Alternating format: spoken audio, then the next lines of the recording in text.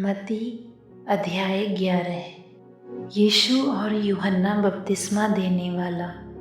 और ऐसा हुआ कि जब यीशु अपने 12 चेलों को आज्ञा देना समाप्त कर चुका, तब वह उनके नगरों में शिक्षा देने और प्रचार करने को वहाँ से चला गया। और जब यूहन्ना ने बंदी गृह में मसीह के कामों को सुना, तब उसने अपने चेलों में से 2 को पूछने भेजा और उससे कहा, क्या आने वाला तू ही है या हम किसी और की बाट जोहें? यीशु ने उन्हें उत्तर दिया कि जो कुछ तुम सुनते हो और देखते हो, वह सब जाकर यूहन्ना से कह दो कि अंधे देखते हैं और लंगड़े चलते हैं और कोढ़ी शुद्ध किए जाते हैं और बहरे सुनते हैं, मुर्दे जिलाए जाते हैं और कंगालों को सुसमाचार सुनाया जाता है। और धन्य है वह जो मेरे नाम के कारण ठोकर ना खाए। और जब वह वहाँ से चल दिए, तो यीशु भीड़ से यूहन्ना के विषय में कहने लगा, तुम जंगल में क्या देखने गए थे? क्या हवा से हिलते हुए सरकंडे को? फिर तुम क्या देखने गए थे? क्या कोमल वस्त्र पहने हुए मनुष्य को? देखो, जो कोमल वस्त्र पहनते हैं वे राजभवनों में रहते हैं। तो फिर क्या देखने गए थे? एक भविष्यद्वक्ता को? हाँ, मैं तुमसे कहता हूँ, वरना भविष्यद्वक्ता से भी बड़े को, क्योंकि ये वही है जिसके विषय में लिखा है, देखो मैं अपने दूत को तेरे आगे भेजता हूँ, जो तेरे आगे तेरा मार्ग तैयार करेगा।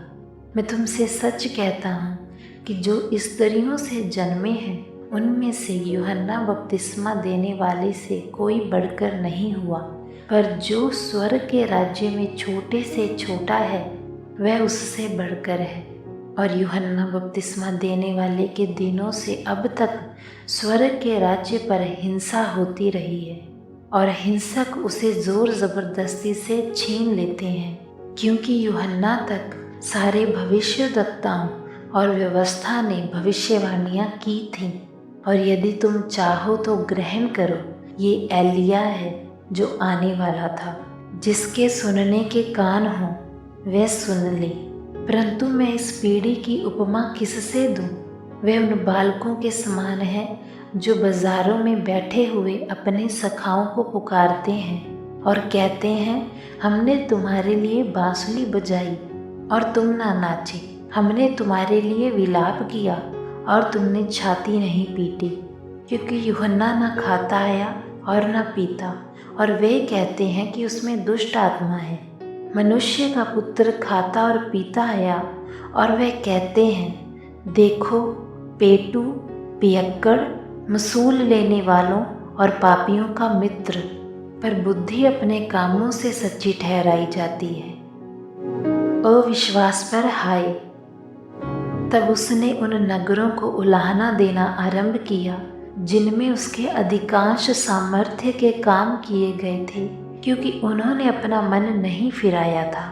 हाय खुराजीन, हाय बैतसैदा, जो सामर्थ्य के काम तुझ में किए गए, यदि वे सूर और सिदोन में किए जाते, तो टाट ओढ़कर और राख में बैठकर वे कब के मन फिरा लेते।